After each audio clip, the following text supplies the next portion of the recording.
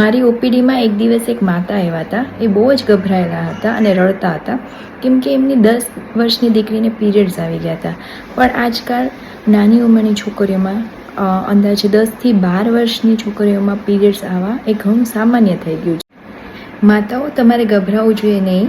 જેમ આપણે નાનપણમાં બાળકોને ટોયલેટ ટ્રેનિંગ આપીએ છીએ, એમ છોકરીઓને પણ આપણે પીરિયડ ટ્રેનિંગ આપવી જોઈએ. અગાઉથી જ એમને જ્યારે તેઓ માસિક આવવાની ઉંમર થઈ જાય ત્યારે પીરિયડ્સ વિશે એમને સમજાવી દો, જેથી પહેલીવાર જ્યારે એમને પીરિયડ્સ આવે ત્યારે એ લોકો ગભરાય નહીં. એટલું સારું રાખો કે કંઈ પણ તકલીફ હોય તો એ લોકો તમને કહેતા ગભરાય નહીં. જાણકારી એ ડરથી વધારે સારી હોય છે. જો તમને કોઈ પણ શંકા લાગે તો તમારી દીકરીઓને તમે ગાયનેકોલોજીસ્ટ પાસે ચેકઅપ માટે પણ લઈ જાઓ.